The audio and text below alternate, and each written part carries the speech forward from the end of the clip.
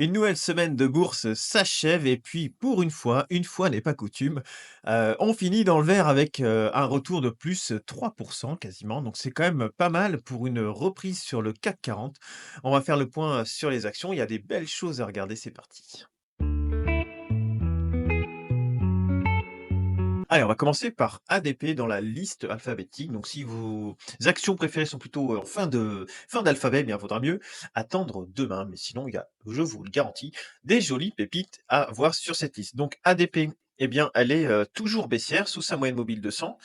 Aujourd'hui, vous voyez, on tape sous la moyenne mobile de 100 et puis pour le moment, ça ne veut pas franchir. Donc à voir la semaine prochaine. Il faudrait que ça franchisse quand même quelque chose de bien et puis que ça croise ici la moyenne mobile 20 périodes, croise la moyenne mobile 50 pour éventuellement avoir un signal haussier. Alors sur du court terme ici, c'est acheteur, sur la MACD, c'est acheteur, mais ouais, ce serait bien quand même qu'on arrive à franchir cette moyenne mobile de 100 qui nous résiste pour le moment avant de, voilà, de partir sur une tendance au moins de court terme qui soit haussière.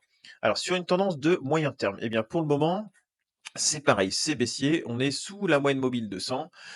Ici, c'est vendeur encore sur la MACD, voilà, on est sous le 0 et puis on est tout juste sur la zone de neutralité. Donc, pour le moment, on est juste sur du rebond dans une tendance baissière. Alors c'est quand même, je pense, un beau rebond sur ADP, quand même de 22, voilà, donc, peut-être attendre, soit un petit retour un peu plus bas pour ceux qui veulent se placer. Alors si je reviens sur du journalier, ouais, ça a même pas encore croisé, vous voyez la bleue, elle n'a pas encore croisé la rouge, donc ouais. Non, vaut mieux je pense qu'il vaut mieux attendre sur cette action-là, d'avoir un petit peu plus de données et qu'on ait vraiment une tendance qui se mette en place. Vous voyez, avec un croisement un peu comme ça, puis que ça reparte vraiment sur une tendance haussière, là, ce serait plutôt pas mal. Donc Air Liquide, il y a une vidéo dédiée que j'ai fait, hier soir. Alors Airbus, donc Air Liquide, j'ai une vidéo dédiée, donc vous pouvez aller dessus directement, hein. Airbus. Alors Airbus, on voit qu'il y a du monde sur les, 130, environ 130, avec des extensions un peu plus bas, quand il y a de la panique. Donc on peut se fixer quand même des niveaux d'achat en panique à peu près ici et puis quand ça panique un petit peu moins sur ces zones-là, 130-135. Voilà. On peut même le tracer si vous voulez, sur une boîte d'achat. Moi j'aime bien faire des boîtes d'achat, voilà, sur ces valeurs-là. On sait que, voilà, potentiellement vous avez des acheteurs sur ces zones-là. Alors soit juste là, soit dans la zone s'il y a un peu de panique. Mais par contre, en journalier, on est bien, vendeur encore, donc là, il faut quand même pas oublier qu'avec les annonces des droits de douane, il y a eu quand même de la casse sur les marchés. On a quand même cassé graphiquement pas mal de choses, donc voilà, vaut mieux raisonner, comme je vous disais la semaine dernière, sur un format plutôt hebdo que journalier. C'est-à-dire chercher plutôt des points d'entrée, sur du moyen long terme. Et là, si on réfléchit, vous voyez, sur un format semaine, eh bien, on peut voir que c'est la moyenne mobile de 100 qui était efficace ici et cette moyenne mobile de 100, vous voyez, ça rebondit pile dessus, sur les 127. Donc dans l'idéal, voilà, au-delà de cette boîte d'achat où on sait qu'il y a du monde, c'est que peut-être, pour du moyen terme, tenter, les moyennes mobiles de 100, ça peut être pas mal. Puis tant qu'elle tient, eh bien, tant mieux. Et après, bah, le point haut, c'est pour le moment les plus hauts sur les 173, 174.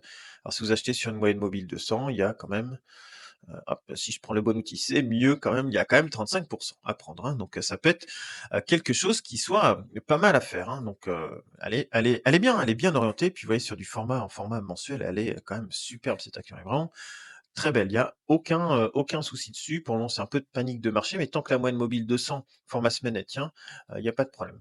Amundi, elle continue son rebond, donc depuis son plus bas là, il y a 3 semaines, elle reprend, 22, donc voilà, elle est quand même, dans une, belle tendance, et puis, on est de nouveau dans ce range ici entre les 60 et les, 72-73 €. Et puis sur du long terme, on voit les paliers ici, hein, il y a des plus hauts ici, ici cette résistance-là, donc là on n'est pas loin, et puis les points de support qui sont ici, voilà. Et si on la met en dividende réinvesti, ça va être beaucoup mieux, voilà. C'est des sociétés qui ont quand même des gros rendements, voilà, acheter sur des points comme ça, eh bien c'était peut-être quelque chose de bien. Encore faut-il vouloir acheter sur les journées quand tout baisse et que c'est la panique sur les marchés. C'est pas forcément le plus évident à faire et pourtant c'est ce qu'il faut faire et enfin j'en parle des fois en commentaire avec certains d'entre vous, voilà, c'est souvent des bons points d'achat quand tout le monde panique. C'est là qu'on peut faire les plus belles occasions, hein, parce que voilà, chaque fois c'est la fin du capitalisme, c'est la fin des marchés boursiers, c'est la fin de tout et puis finalement vous apercevez que, bah, c'est rarement la fin.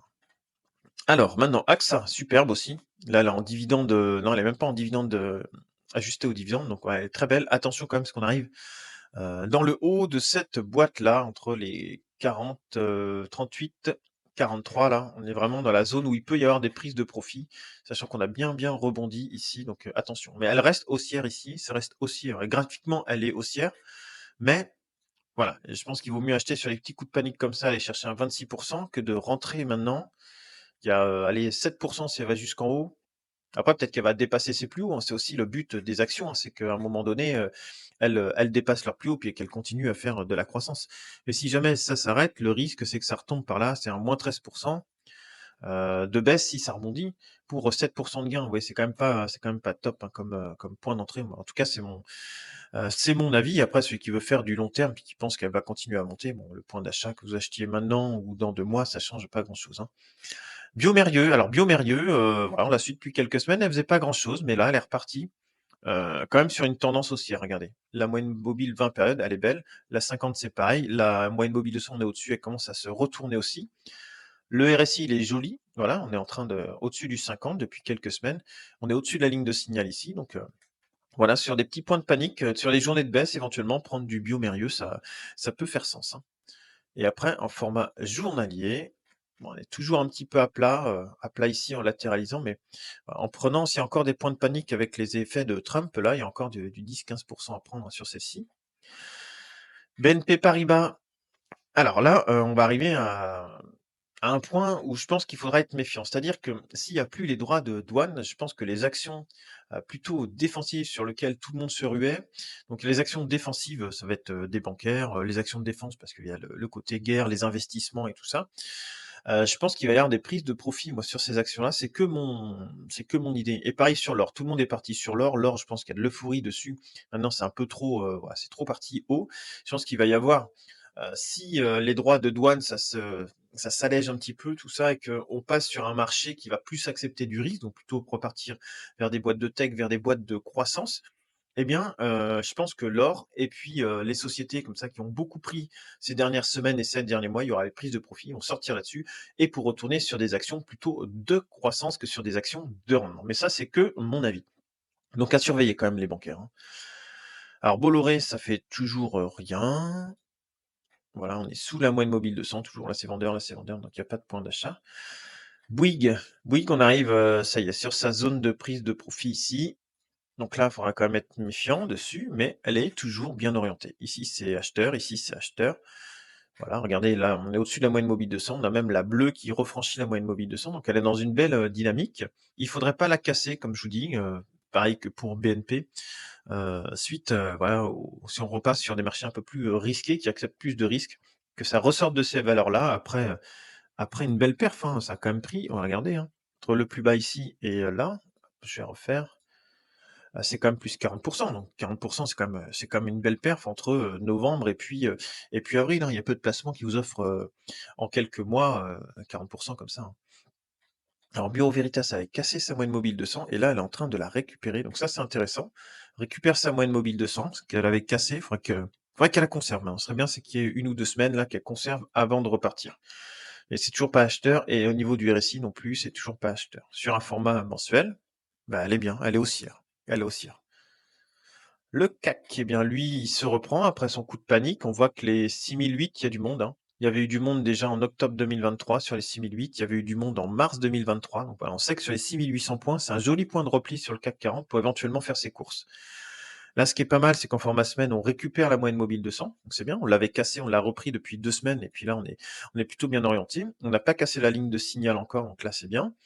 Et puis le RSI, par contre, on est sous la zone de neutralité encore. Donc il manque encore un petit peu de punch, mais il faut aussi le temps, autant aussi que ça se reprenne, hein, toutes ces choses-là. Et en format journalier, ouais, on est sous la moyenne mobile de 100. Juste en dessous, vous voyez, on est en train de coincer dessous. Donc ce qui serait bien, c'est quand même qu'on clôture la semaine au-dessus. Ça, ce serait top. Qu'on ait vraiment une bougie en semaine qui soit au-dessus là. Ça, ce serait vraiment bien pour de la tendance de court terme, ce serait bien. Parce qu'après, on peut très bien aussi rebaisser un peu vers les 7003, 7002, puis repartir vers le haut, hein.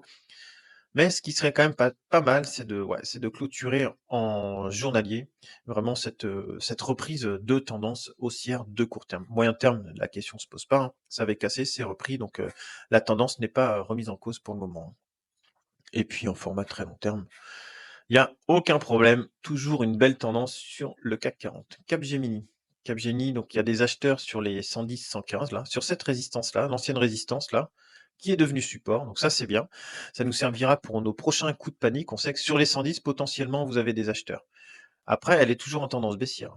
On est toujours sous cette oblique-là, sous la moyenne mobile 200. Donc là, on est sur du rebond pour le moment, du rebond sur une tendance baissière. Mais si elle revient taper les 110, pourquoi pas essayer de tenter un rebond dessus. Ça, c'est possible. Mais ce sera forcément du rebond de quelques semaines, quelques mois. Il n'y a pas de tendance, il n'y a pas de retournement. Regardez en journalier, sur cette action-là, il n'y a pas de retournement, voilà, de choses qui nous disent, bon, ok, c'est bon, ça repasse acheteur. Il n'y a rien du tout pour le moment.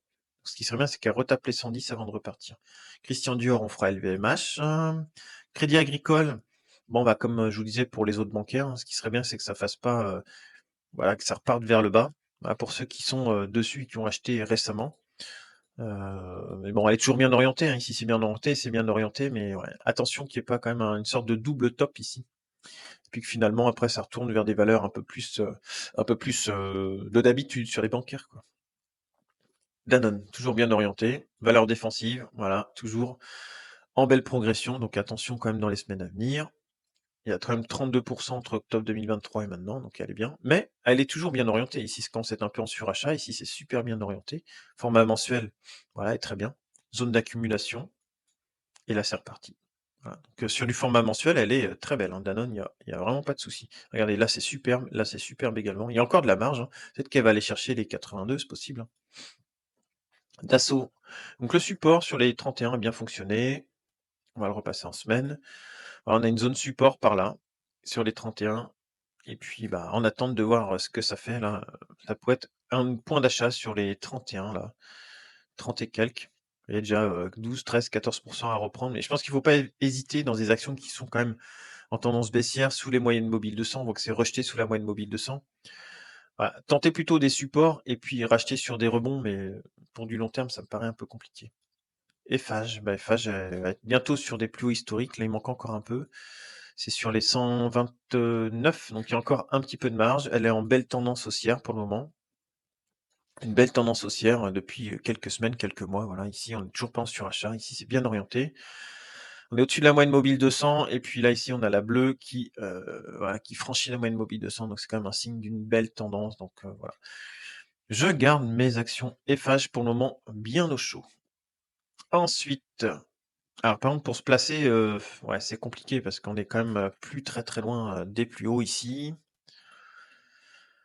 En semaine, on est quand même très très très très décoré de la moyenne mobile de la moyenne mobile à 20 périodes là. On est à plus 17%, donc tôt ou tard, il y aura une correction, ouais, peut-être sur les 103, puis ça repartira derrière, c'est possible. Il y aura de toute façon une correction, on va pas partir comme ça jusqu'au ciel, hein. Il y a un moment donné, elle va corriger, et ce serait sain et ce serait normal.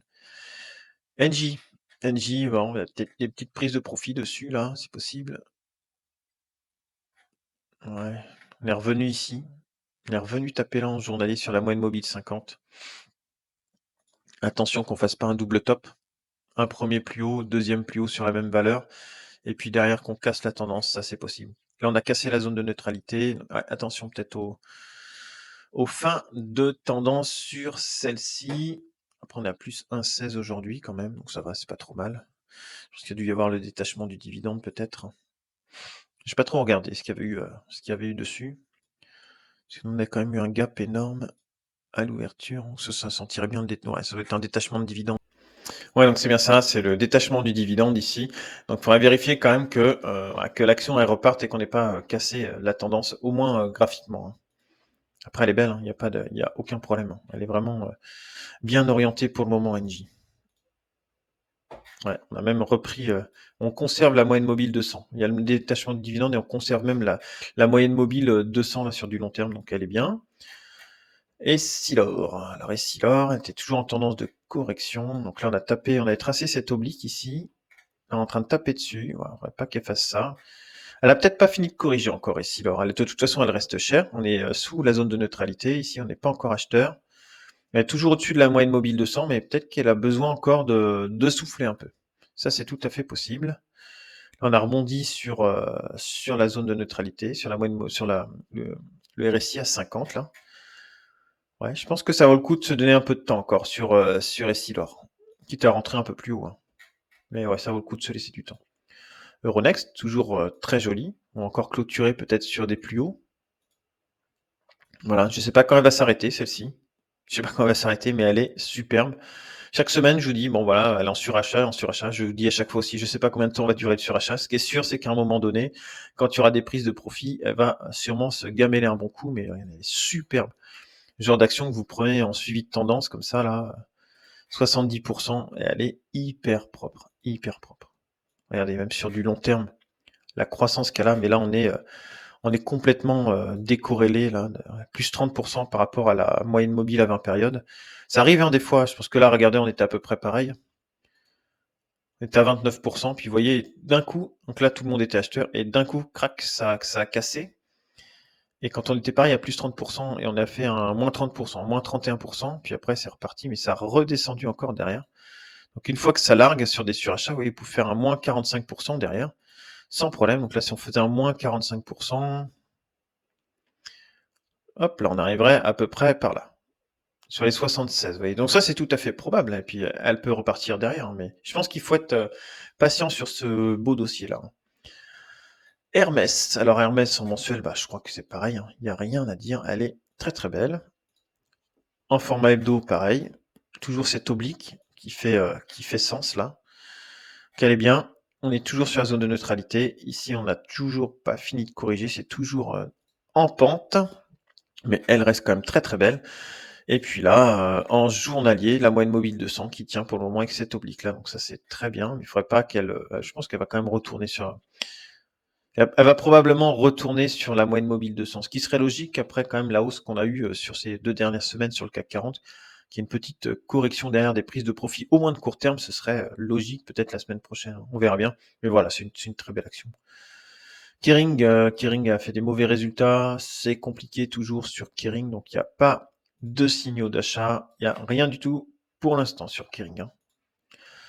Le grand, elle va de temps en temps chercher sous sa moyenne mobile 200, elle l'a refait ici, elle récupère sa moyenne mobile 200, donc en format semaine, regardez, elle est hyper propre aussi. Il y a de la volatilité, comme là il y a eu en 2022, mais quand même, elle reste, si vous enlevez quand même les 2-3 phases de panique, elle reste quand même super belle cette action. Ouais, superbe. Le grand, elle est vraiment très très belle. Et là, à court terme, on est sous la moyenne mobile 200. Donc là, c'est vendeur, on est bien d'accord. On est sous la moyenne mobile 200 pour le moment, donc court terme, vendeur. Moyen terme, on est bien, mais elle va peut-être redescendre sur les 90, ça c'est tout à fait possible. Après, à voir si vous voulez mettre à profit cette zone-là. Voilà. Moyen terme, elle est belle, long terme, elle est belle, court terme, c'est pas acheteur.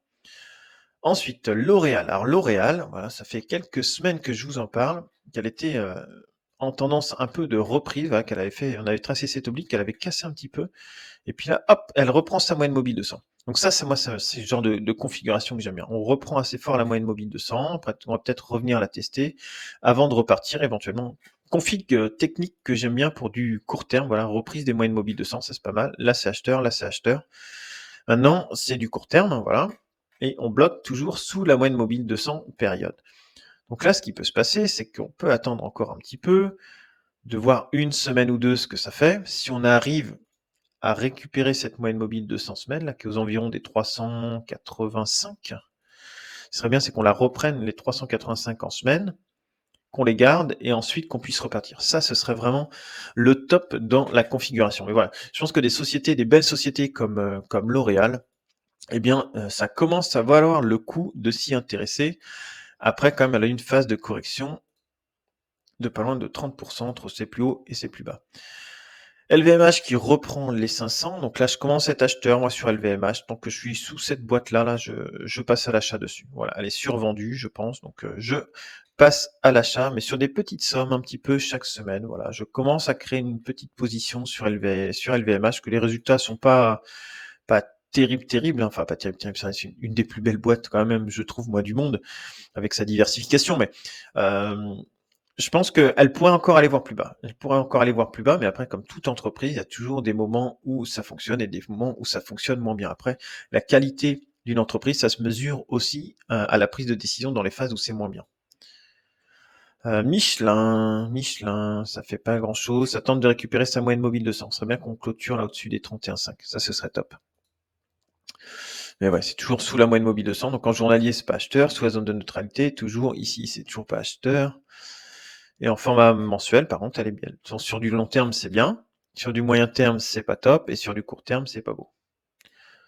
Orange. Orange, elle pourrait subir éventuellement quelques prises de profit après un si beau rallye si jamais on passe sur un marché qui reprend le goût au risque. Et si le marché reprend le goût au risque, sur des actions comme ça, après des jolis rallyes haussiers de 35%, il est possible quand même qu'il y ait des prises de profit sur cette action. Elle est en surachat en plus, donc ça ne veut pas dire qu'elle va retourner à la cave, hein, mais il y a des chances qu'il y ait des prises de profit. On est sous la moyenne mobile de 100 en plus, regardez, juste en dessous sous la moyenne mobile de 100 mensuelle. Donc attention sur la zone quand même, hein, voilà. J'avais moi estimé à peu près les 13,35, voilà, mais il est possible qu'elle ait coincé avant selon la configuration de marché. Pernod Ricard, pour le moment, il n'y a rien à faire dessus. Non, toujours rien à faire dessus. C'est toujours pas acheteur. Voilà, faut attendre vraiment une tendance de retournement dessus. Je pense que c'est vraiment la chose à faire parce que ça peut encore retourner plus bas. Publicis. Alors Publicis, on a un rebond ici dans une tendance baissière pour le moment. Ici, ça a refranchi la zone de neutralité, mais doucement. Ici, c'est pas acheteur encore. Sur du moyen terme, la moyenne mobile 200, voilà, elle fait sens ici. Moyenne mobile 200, ça rebondit, donc voilà. Vous savez maintenant les points d'achat, si ça repanique sur le marché, vous savez que vers la moyenne mobile 200, potentiellement il y a du monde pour aller chercher au moins des rebonds sur quelques semaines, quelques mois. Là, c'est 16%. Renault, pareil, on est sur du rebond pour le moment. On garde la zone de neutralité. Ici, on est au-dessus du zéro sur la ligne de signal, donc il n'y a pas de signal de vente. On a juste une correction. On reprend la moyenne mobile de 100 jours, donc ça, c'est déjà un bon signal. Ici, on est au-dessus de la zone de neutralité. Par contre, ici, on n'est toujours pas acheteur. Et en mensuel, voilà, on est sous la moyenne mobile 200. Ce qui serait bien, c'est de récupérer les 50, hein, quand même. Ça, ce serait vraiment un bon signal pour du long terme. Safran, ça rebondit dur sur Safran. Elle est en surachat. Elle repart. Attention à ce qu'elle se referme par ici. Attention quand même, ouais. Sur Safran, ouais. Mais par contre, là, on sait que le support sur les 190, 193, là, il y a du monde. Après, ça fait un joli rebond déjà, hein. 20% aussi sur celle-ci. Ouais, je pense qu'il va y avoir un moment où il y aura des prises de profit, peut-être la semaine prochaine, et puis ça va se recaler un peu. Ce serait bien, c'est qu'il y ait des prises de profit sans casser la tendance, de façon à pouvoir repartir après. Et tu vois sur le côté 2 autres vidéos en lien avec l'investissement sur cette chaîne. N'hésite pas à t'abonner, laisser un commentaire, un like, ça fait toujours plaisir. Merci aussi à ceux qui partagent cette vidéo. Ça a été partagé plus de 200 fois en tout sur cette chaîne. Donc merci à tous. J'ai pas forcément un visu sur ce que vous faites. Mais voilà, merci à tous. Et puis voilà, il y a toujours un petit bouton rejoindre sur la page d'accueil de la chaîne si vous voulez contribuer de façon bénévole au bon fonctionnement de cette chaîne et puis à me filer un coup de main pour le travail, eh bien, je vous remercie. Et puis sinon, je vous souhaite une excellente fin de journée. On se retrouve demain pour la deuxième partie. Salut!